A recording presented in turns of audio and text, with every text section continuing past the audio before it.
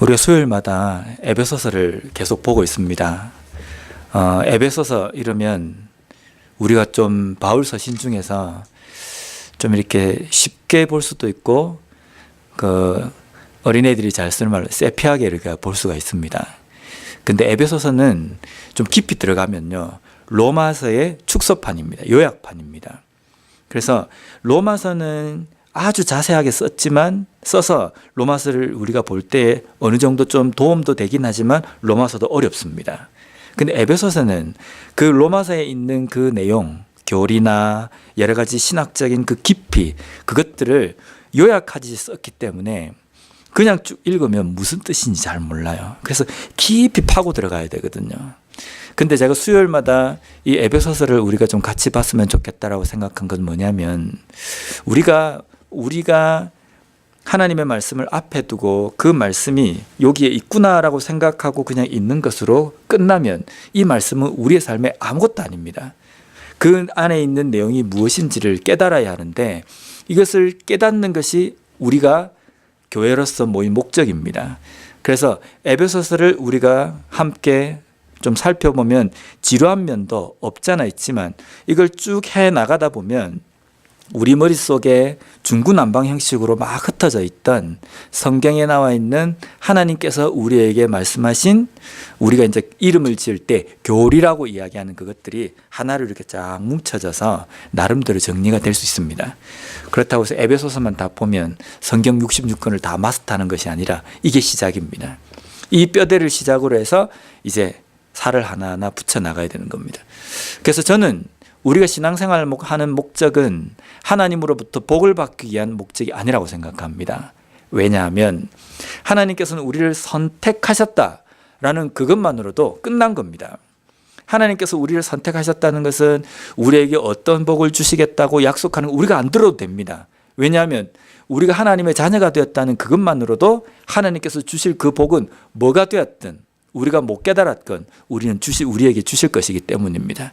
근데 우리가 이 땅에서 우리가 신앙생활의 주된 목적은 하나님께서 주신 복을 기대하는 것이 아니라 어쩌면 하나님께서 우리 개개인의 삶 속에 뜻하시고 원하시는 하나님의 뜻을 알아가는 것, 그것이 우리의 신앙의 본질이라고 생각합니다. 이 뜻을 알려고 하면 말씀을 좀 알아야 되거든요. 공부도 하고 또 묵상도 좀 하고 그렇게 해야 되는데, 그래서 수요일마다 좀 그렇게 합니다. 그래서 에베소서 나가는 이게 좀 더디다 하더라도, 약간 좀 지루한 감이 있다라고 생각이 들더라도 좀 같이 이렇게 따라오면 좋을 것 같습니다. 오늘 2장으로 넘어가면요, 2장에 넘어가면서 사도 바울은 우리 그리스도인들에게 무엇을 이야기하냐면 그때라고 이야기합니다. 그때. 지금 현재 너희들이 이런 모습이지만 그때, 그 이전의 그때는 어떠했는지 너희들이 다시 한번 묵상해야 한다, 깨달아야 된다라고 선포하고 있습니다. 우리가 한국 속담에 보면 이런 말이 있습니다. 개구리 올챙일 적 시절 기억 못한다. 이 무슨 뜻입니까? 개구리가 이제 개구리로서의 완전한 모습이 되지 않습니까? 되면은 올챙이가 막 가는 거 보면 모양도 틀리고, 올챙이 저게 뭔가 할 수 있을까, 뭘 할 수 있을까, 이런 생각이 듭니다. 근데 개구리가 올챙이의 그 시절을 거쳐왔기 때문에 개구리가 된 거지 않습니까? 근데 개구리가 되고 난 다음에 옛날에 자기가 올챙이 쪽에 그 시절을 생각하지 못하고 올챙이 모습으로 있는 그 사람들을 개구리가 아닌 것처럼 취급하기도 하고, 때로는 판단하고 정죄하고 비판한다는 겁니다. 우리의 신앙생활에도 마찬가지입니다. 우리의 신앙에 개구리적이 있다고 하는, 지금이 개구리적이라고 우리가 표현한다고 한다면 우리에게도 분명히 올챙이적의 그 시절이 있습니다. 물론 이거는 어떻게 적용하느냐에 따라서 좀 다르지만, 옛날에 올림픽이 끝나고 나면, 옛날에 그렇습니다. 요즘은 그런 경우가 잘 없지만 옛날에 올림픽이 끝나고 나면 금메달을 딴 그 선수들에게 인터뷰를 합니다. 인터뷰를 하면 그 선수들이 어려운 환경 속에서 정말 힘들게 먹을 거 잘 못 먹고 환경도 안 좋은 상황에서 열심히 노력해가지고 올림픽에서 금메달을 딴 겁니다. 그래서 방송에서 인터뷰도 가고 방송 출연도 하고 막 그럽니다. 그래서 우리가 들어보면 이게 귀감이 되는 겁니다. 아, 저 어려운 상황 가운데서도 목표 하나를 두고 쭉 꾸준히 쫓아가다 보니까 저렇게 성공할 수 있구나라고 우리가 나름대로 교훈을 얻습니다. 근데 그 선수가 방송에도 나오고 매스컴도 타고 또 광고에도 출연하면서 돈도 많이 벌고 이럽니다. 다음번에 경기를 나갔는데 좋은 성적을 못 거두는 경우가 있습니다. 왜 그러냐면 자기의 본분은 운동입니다. 운동선수입니다. 근데 거기서 금메달을 따고 대중매체의 인기를 좀 얻고 사람들로부터 주목을 받으니까 이게 더 좋은 겁니다. 그래서 자기의 원래 정체성을 잃어버리는 겁니다. 원래 정체성을 잃어버리면 어떻게 됩니까? 내가 뭘 해야 되고 과거에 내가 어떤 삶이었는지에 대해서 까맣게 잊어버리기 때문에 내가 지금 현재 무엇을 해야 되는지를 까먹게 된다는 겁니다. 물론 우리가 우리의 과거에 얽매여서 산다는 것, 살아야 되는 것은 아닙니다. 과거에 얽매여 있으면 발전이 없거든요. 그래서 항상 미래를 바라보면서 우리가 살아가야 하지만 때로는 과거를 잊지 않아야 될 필요도 있습니다. 내가 옛날에 어떤 모습이었는지 그것을 잊지 않고 우리가 생각하고 있어야지만이 지금 현재 그리고 앞으로 내가 어떻게 살아가야 할지를 우리가 알 수 있는 겁니다. 신앙생활도 마찬가지입니다. 지금 현재 나의 모습이 구원받은 백성 하나님의 자녀로서 이 땅의 삶을 살아갑니다. 그렇다고 한다면 지금 현재 나에게 하나님께서 원하시는 것은 무엇인가? 앞으로 내 삶 속에서 하나님께서 원하시는 뜻은 무엇인가? 이것을 우리가 분별을 해야 되는데 그것을 분별하기 위해서는 우리의 과거를 다시 한번 되새길 필요가 있다는 겁니다. 오늘 사도 바울은 오늘 본문에서 그때 과거의 그때 그것을 다시 한번 상기하고 깨달아야 함을 우리에게 이야기를 하고 있습니다. 그럼 과연 과거 그때 우리는 어떤 모습이었는가? 첫 번째 보면 오늘 본문 말씀에 보면 허물과 죄로 죽었던 존재라고 이야기합니다. 죽을 존재가 아니라 죽었던 존재라고 이야기를 하거든요. 하나님께서는 인간과 언약을 맺으셨습니다. 너가 나의 말에 순종하면 나와 함께 내가 있는 이곳에서 영원히 함께 살 것이다 라고 약속해 주셨습니다. 근데 그 약속을 파기하고 어긴 사람이 인간입니다. 인간이 어김으로 인해서 하나님께서 약속하신 것은 무엇이냐면 영원한 형벌에 처해질 것이다 라는 겁니다. 그럼 한번 보십시오. 만약에 이곳이 하나님께서 우리와 영원히 살겠다고 이야기하시는 공간이라고 이야기한다면 인간과 하나님이 함께 교제를 나누면서 살고 있다가 인간 쪽에서 하나님의 언약을 파기를 한 겁니다.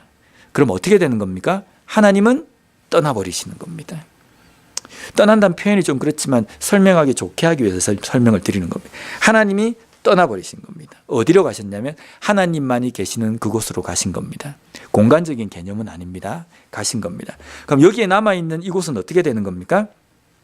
인간이 생육 번성의 방법으로서 태어나고 죽고 하는 이 땅이 되는 겁니다. 그럼 이 땅은 무엇이 되는 겁니까? 하나님이 떠나버린 곳. 하나님이 떠나버린 곳은 어떤 곳이 되는 겁니까? 하나님과 전혀 관계가 없고 성경은 관계가 없는 이 관계를 원수 관계라고 이야기합니다. 하나님과 완전히 등을 돌린 관계라는 겁니다. 그래서 이 땅에서 앞으로 태어나고 미래에 태어날 자손들까지도 하나님과 전혀 관계없는 존재가 되는 겁니다. 그래서 허물과 죄로 죽었던 존재라고 이야기할 때 그 존재에는 이 말도 표현이 되어 있습니다. 하나님은 더 이상 이 땅, 이 세상 가운데 인간이 살아가는 이 땅 가운데 책임이 하나도 없는 겁니다. 왜냐하면 책임을 먼저 박차고 나간 존재들은 인간이기 때문입니다. 하나님이 언약을 취소하시거나 파기하신 것이 아니라 인간이 그 언약을 어기고 파기했기 때문에 하나님은 이 땅 가운데 더 이상 책임이 없는 겁니다. 그래서 하나님은 인간이 살아가고 있는 이 세상 밖에서 이 땅을 그대로 멸망 가운데 처해지도록 내버려둬도 하나님은 사랑이 없으신 하나님이다라고 말을 들을 이유가 없는 겁니다. 그 땅이 이제는 아담이 범죄를 했지만 그 멸망 가운데 있는 이 땅 가운데 태어나는 모든 자손들은 그냥 멸망 가운데 아예 처음부터 태어나는 겁니다. 그래서 성경은 허물과 죄로 죽었던 존재라고 이야기를 하는 겁니다. 근데 우리가 기도할 때 보면 허물과 죄로 죽을 수밖에 없는 존재라는 표현도 맞는 겁니다. 그 속에 담겨 있는 의미가 이런 거니까 표현 자체가 죽을 수밖에 없는 가정법이든 아니면 완료형이든 그거는 그 속에 담겨 있는 것은 이미 인간의 범죄함으로 말미암아 하나님과 완전히 원수된 관계가 되어서 완전히 영원한 죽음과 멸망 가운데 처해질 존재, 그것이 우리의 과거의 우리의 신분이었습니다. 그러한 존재, 태어날 때부터 멸망과 완전한 죽음을 가지고 태어나는 존재였다라고 이야기합니다. 두 번째로는 오늘 본문에 보면 세상 풍조와 공중 권세를 잡은 자를 따르는 존재였습니다. 우리가 이제 성경에서 보면은 성경을 쭉 읽다 보면요, 이게 우리의 사고방식이 이분법적으로 되지 않을래야 않을 수 없습니다. 세상을 이분법적으로 살아가는 것은 잘못된 것이라고 이야기합니다. 흑 아니면 백, 중간에 회색도 있을 수 있지 않습니까? 또 덜 검은 것도 있고 덜 하얀 것도 있을 수 있는데 세상을 이분법적으로 흑 아니면 흰 것 이렇게 나눌 수는 없는 겁니다. 근데 우리가 신앙 면에서는요, 어떻게 보면은 깊이 들어가 보면 이분법적입니다. 하나님 아니면 뭡니까? 사탄입니다. 하나님과 사탄의 중간에 양다리를 걸치고 있는 그 관계는 없습니다. 좀 이제 아이들에게 표현하는 방식으로 쓰면요, 천국 아니면 지옥인 겁니다. 천국도 반 걸치고 지옥도 반 걸치고 이렇게 어중간한 중간에서 가는 그러한 단계는 없습니다. 우리는 마치 이제 어릴 때부터 배울 때는 천국과 지옥이 담 하나를 두고 있는 옆집 관계처럼 생각합니다. 그래서 잘 가다가 천국으로 가다가 조금만 틀어져서 지옥으로 갈 수 있다 이 생각하는데, 천국과 지옥은요, 옆집에 있는 아주 비슷한 길 가운데에 담 하나 두고 있는 그러한 곳이 아니라, 천국과 지옥은 저기가 천국이었으면 지옥은 요 뒤에 있는 겁니다. 천국을 가다가 지옥 길로 빠졌다라는 이것은 돌아선 겁니다. 완전히 하나님과 돌아선 것을 이야기하는 거거든요. 그러니까 어떻게 보면은 신앙 면에서 우리가 설명할 때는 이분법적입니다. 그러면 여기에 보면 공중 권세를 잡았다라는 것은 이 세상을 이야기하는 겁니다. 왜 이 세상을 공중이라고 이야기하느냐면요, 이건 유대인의 사고방식, 뭐 삼층천, 하늘이 어떻게 생겼는가 이런 것들을 바탕으로 해서 설명되어지는 이 내용입니다. 근데 하나님께서 계시는 그곳에서 하나님께 도전을 하고 하나님께 도전장을 내밀어서 그 하나님의 자리를 넘보아서 그 천상으로부터 쫓겨난 자가 사탄입니다. 천상으로부터 쫓겨났다 이 말은 하나님이 계신 그곳에 더 이상 그 타락한 천사가 존재하지 못해서 하나님께서 계시는 그 공간에서 쫓겨난 겁니다. 그러면 하나님이 계신 그곳에서 쫓겨난 그곳이 바로 여기 보면 공중이라고 이야기합니다. 이 세상 이렇게 표현하는 겁니다. 그러면 하나님이 다스린 이 세상은요, 우리가 살아가는 이걸 좀 이제 영적인 면으로 봤을 때는 공간적으로 쫙 이렇게 자르기는 힘듭니다. 근데 좀 쉽게 표현하면 하나님이 다스리시는 하나님의 나라가 있다고 한다면 사탄이 지배하고 사탄이 권세를 잡고 흔드는 곳이 있는 겁니다. 그것을 우리가 뭐라고 표현합니까? 이 세상, 공중 이렇게 표현하는 겁니다. 그래서 이 세상은 공중 권세를 잡은 자가 장악을 하고 있는 곳. 왜 공중 권세를 잡은 자가 장악을 하는 곳입니까? 죄로 인하여서 타락되었기 때문입니다. 죄로 인해서 타락되어진 그곳에 죄로 인해서 쫓겨난 사탄이 지배를 하는 겁니다. 이 지배하는 이 세상을 갈라디아서 1장 4절에는 보면 악한 세대라고 이렇게 표현합니다. 그러니까 하나님이 계신 곳은 거룩하고 정결한 곳, 우리가 알고 있습니다. 그죠? 그러면 하나님이 계신, 이것도 이제 자꾸만 이렇게 표현하면요, 이게 공간적으로 뭔가 이렇게 자꾸만 나눕니다. 하나님은 저기 계시고 지금 여기는 안 계시고, 이 표현이 아니라 공간적인 개념이 아니라 이게 힘, 영적인 어떤 힘, 하나님의 다스림이 있는 곳, 그렇지 못한 곳. 뭐 이분법적으로 굳이 표현하자면 그렇습니다. 근데 하나님께서 다스리는 곳 밖에 있는 사탄이 다스리는 그곳은 악한 영인 사탄이 다스리기 때문에 이 땅은 악해져 버리는 겁니다. 죄로 인해서 완전하게 타락한 존재인 겁니다. 그러면 하나님께서 떠나서 이 땅에 존재하고 있는 인간은 어떤 상태가 되냐면 이 공중권세 잡은 사탄의 지배를 받는 존재가 되어버린다는 겁니다. 이해가 되십니까? 그러니까 죄로 인하여서 인간에게 온 것은요, 너무너무 어마어마한 결과를 초래해버린 겁니다. 하나님과 영원히 하나님 나라에서 거할 수 있는 신분이었는데 언약의 파기로 인하여서 죄가 들어오고 그 죄로 인해서 하나님이 다스리지 않는다는 표현이 좀 그렇지만 하나님이 다스리는 곳이 아니라 공중권세 잡은 사탄이 다스리는 땅에서 영원한 멸망을 안고 태어나게 되는 겁니다. 과거 중국의 철학에 성선설이냐 성악설이냐 이런 이야기를 많이 하지 않습니까? 인간은 태어날 때부터 악하게 태어나느냐, 인간은 태어날 때부터 선하게 태어나느냐, 선하게 태어나서 세상에 여러 가지 때가 묻어서 악해진다. 이것이 성선설입니다. 그런데 성악설은 원래 인간은 태어날 때부터 악하게 태어난다. 그런데 삶을 살아가면서 철학이나 여러 가지 훈련을 통해서 점점점 선하게 변화될 수도 있다라고 보는 겁니다. 근데 성경적으로 이야기하면 굳이 성선설, 성악설 중에 선택을 하라 그러면 성악설입니다. 인간은 태어날 때부터 악한 존재로 태어나는 겁니다. 하나님과 원수가 되는 상태에서 태어나는 겁니다. 그렇기 때문에 이 땅에서 우리가 하나님에 대해서 이야기할 때 왜 저렇게 착하게 사는 사람은 지옥을 가고 교회를 안 나갔다는 것 때문에 지옥을 가고 왜 교회는 나가지만 이렇게 악하게 사는 사람은 천국 가느냐, 우리가 이렇게 말할 필요가 없다는 겁니다. 아무리 착하게 살고 악하게 살았다 할지라도 하나님을 믿느냐 안 믿느냐가 관건입니다. 그래서 아무리 착한 위인이라 할지라도 하나님을 믿지 않으면 하나님의 백성이 아닌 겁니다.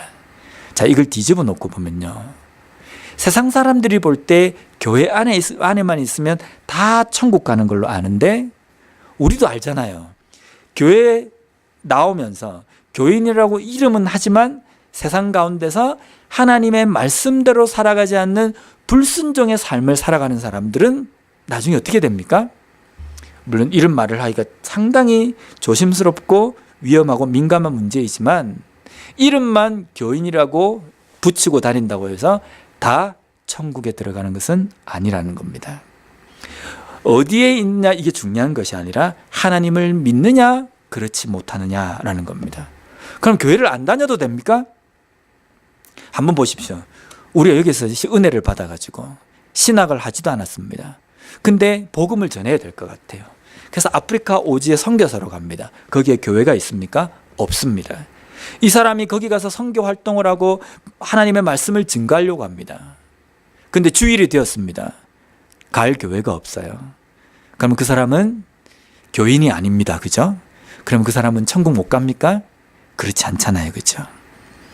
거기에 교회가 세워져 있지 않다 할지라도 하나님을 믿는 그 사람이 바로 교회가 되는 겁니다. 그래서 그 장소, 어떠한 이름으로 살아가느냐 이것이 중요한 것이 아니라 하나님을 믿는 그리스도인, 하나님의 백성으로 살아가느냐 이것이 중요하다는 겁니다. 그래서 공중권세를 잡은 이 세상에 살아가는 존재들은 태어날 때부터 악하게 태어나고 본성 그 자체로는 그냥 악한 삶을 선택할 수밖에 없다는 겁니다. 만약 이 세상에 법이 없고 마음대로 그냥 인간의 본성대로 살 수 있도록 법을 다 없애버리고 사람들이 가지고 있는 양심이나 이런 것으로 살아간다고 하면 이 세상이 어떻게 되겠습니까? 아마 난리가 날 겁니다. 총을 쏴대고 막 싸우고 아마 엉망진창이 될 겁니다. 왜 그렇습니까? 원래 사람의 본성은 악하게 되어 있기 때문입니다. 그러한 존재가 우리들의 존재라는 겁니다. 세 번째, 오늘 본문의 말씀해 보면요, 본질상 진노의 자녀였다라고 이야기합니다.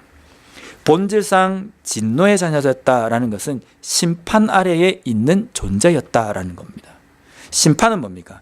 법정에서 선고를 내립니다. 법정에서 선고를 내릴 때는 그 사람의 죄의 가볍고 무거움에 따라 가지고 징역 몇 년, 뭐 징역 10년, 20년, 더 심하면 무기징역, 사형 이렇게 언고를 내립니다. 근데 본질상 진노의 자녀였다는 것은 하나님의 심판 아래 있었다라고 이렇게 표현하는데, 이 하나님의 심판은요, 징역 1년, 2년이 아닌 겁니다. 모든 인간은 하나님께 사형 선고를 받은 상태라는 겁니다.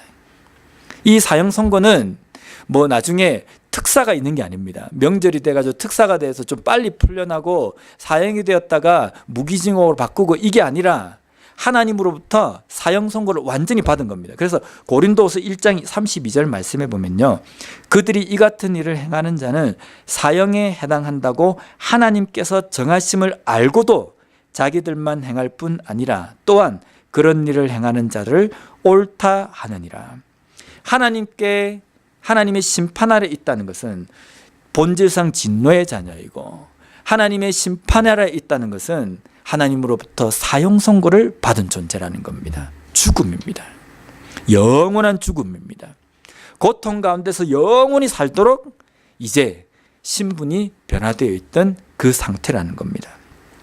근데 이 상태가 유대인들이 하나님께서 선택함을 받았다고 해서 유대인들은 원래 본질상 진노의 자녀가 아니라는 것이 아니라, 유대인들이나 헬라인이나 야만인이나 이방인이나 북한 사람이나 뭐 요즘 테러 때문에 난리가 나는 그런 사람들이나 모든 사람들이 본질상 진노의 자녀였다는 겁니다. 여기 앉아있는 우리도 원래는 진노의 자녀, 하나님의 심판 아래에 있던 자녀, 영원한 사형 선고를 받았던 존재였다는 겁니다. 그래서 로마서 3장 9절 말씀해 보면요, 그러면 어떠하냐? 우리는 나으냐? 결코 아니라 유대인이나 헬라인이나 다 죄 아래 있다고 우리가 이미 선언하였느니라. 한 사람도 예외가 없습니다. 아담으로부터 난 자들 중에서 죄 아래 모든 인류가 다 하나님으로부터 사형 선고를 받았던 존재, 영원한 죽음을 안고 살아가는 존재였다라는 겁니다. 이것이 우리의 과거의 정체성입니다. 근데 이런 과거를 가지고 있는 사람들이 예수 그리스도로 인하여서 구원을 받았습니다. 이 구원은 하나님의 은혜, 우리가 잘 알고 있지 않습니까? 하나님께서 우리를 사랑하신 그 사랑 때문에 은혜로 값없이 우리에게 주신 구원입니다. 그 구원을 받은 자가 어떤 행동을 하고 있냐면요, 이 손가락을 들어서 다른 사람을 정죄하는 겁니다. 저 야만인, 저 죽을 존재들, 저 구제받지 못하고 구제불능인 존재들, 이렇게 손가락질하는 겁니다. 하나님께서 손가락질을 하라고, 그 사람들을 하나님 대신 정죄하라고 우리를 구원하신 것이 아니라는 겁니다. 우리가 누가복음에 보면 탕자의 비유가 나옵니다. 그 아버지의 아들이었던 자가 아버지의 재산을 반을 뚝 떼가지고 나가가지고 다 탕진해버립니다. 그리고 난 다음에 그가 어떤 생각을 하십니까? 내 아버지 집에는 종도 좋은 것을 먹고 잘 대우받는데 내가 다시 가면 아버지가 나를 받아주실까? 그래서 아버지 집으로 갑니다. 아버지는 어떻게 합니까? 너가 올 때까지 기다리는 것이 아니라 그 방황하고 있는 아들을 먼저 가서 그 아들을 낚아채는 겁니다. 이걸 마치 보면 이걸 하나님께서 우리를 구원하신 구원의 비유를 하는 건데, 마치 우리가 돌이켜서 하나님 앞에 가면 하나님께서 기다리고 있다가 너 돌이켰느냐? 우리를 이렇게 구원하시는 것이 아니라, 하나님은 우리가 갈팡질팡하고 어디 갈지를 모르는 존재라는 것을 알고 계시기 때문에 값없이 우리를 구원해 주신 겁니다. 그래서 그 아들이 다시 아버지의 아들로 들어오게 되는 겁니다. 자, 이 탕자는 아버지의 그 집에 들어와서 그 다음 날부터 삶이 어떻게 변하겠습니까? 이중적인 부분이 한 가지가 있습니다. 이제 밖에서 그렇게 해서 들어왔기 때문에 아마 항상 마음속에 아버지에게 미안한 마음이 있을 거예요.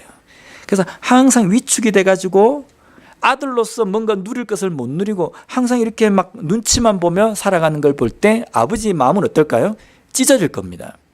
내가 너를 아들로 받아줬으니까 아들답게 너가 지금부터 살아야 된다라는 것이 아버지가 요구하는 겁니다. 근데 또 한 면이 있습니다.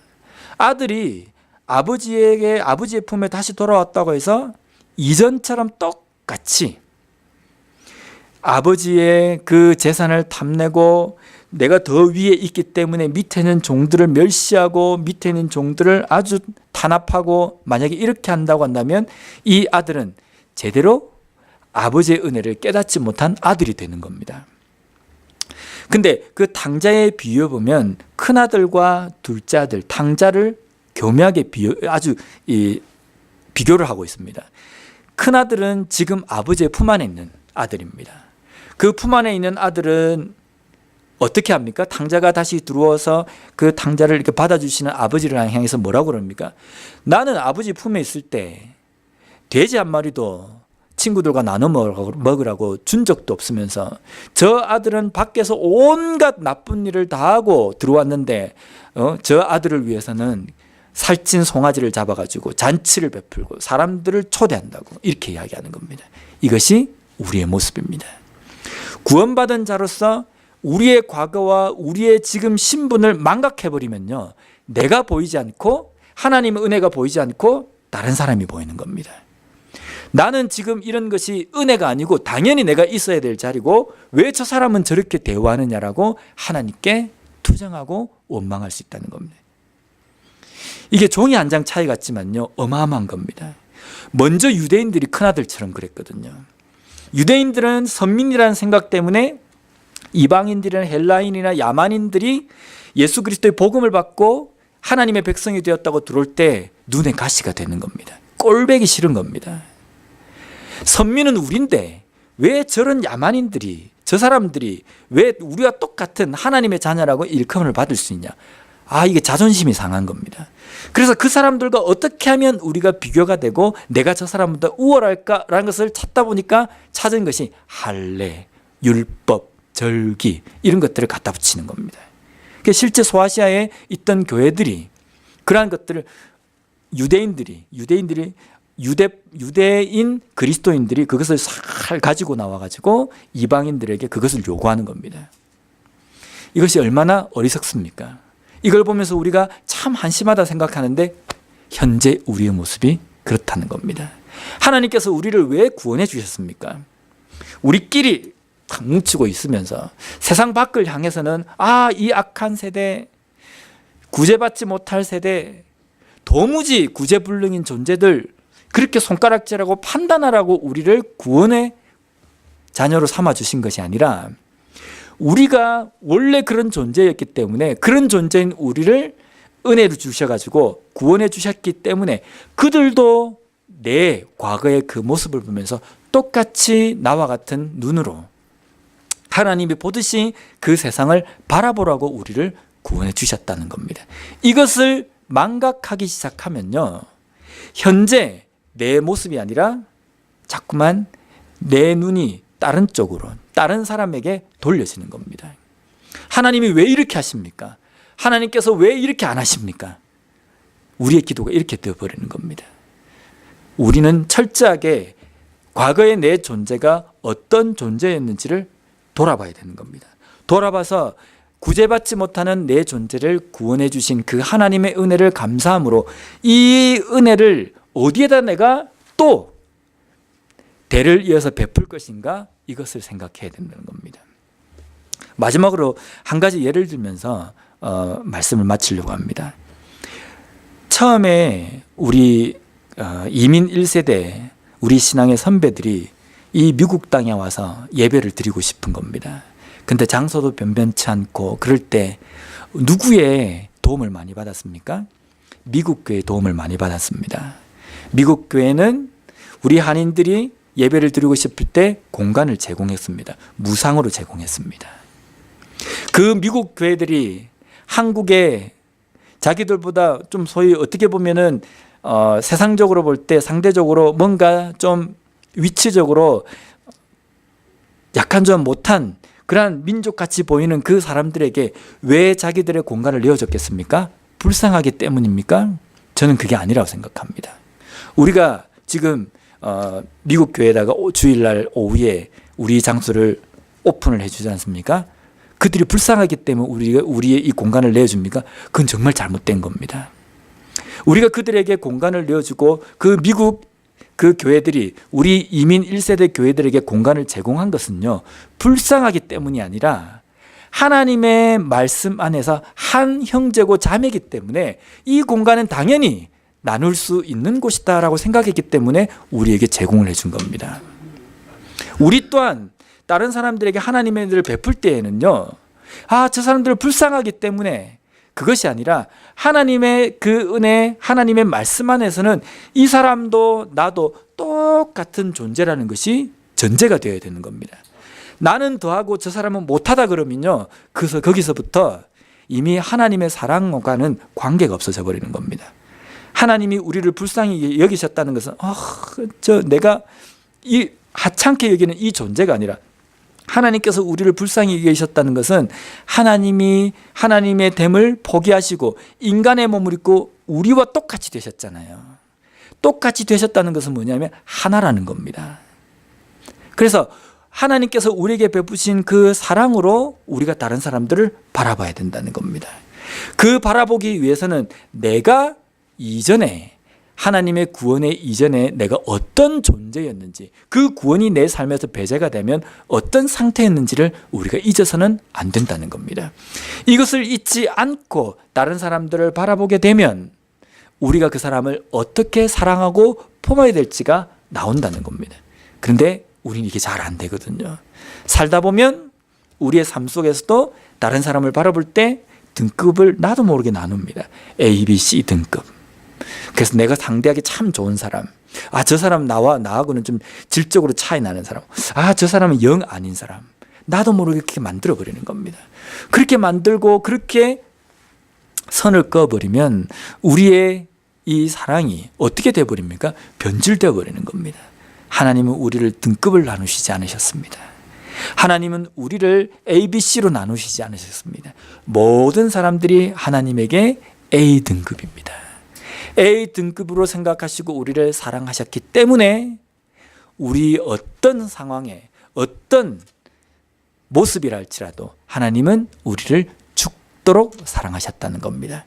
그 죽도록 사랑하시고 우리를 구원해 주신 이유는 우리 또한 그 사랑으로 다른 사람들을 바라보기를 원하시기 때문입니다.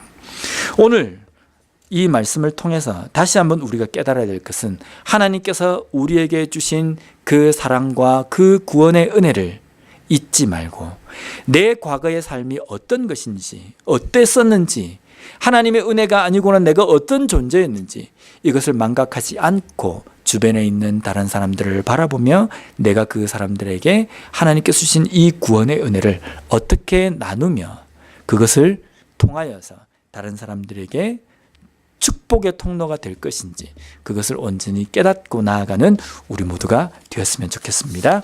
기도하겠습니다.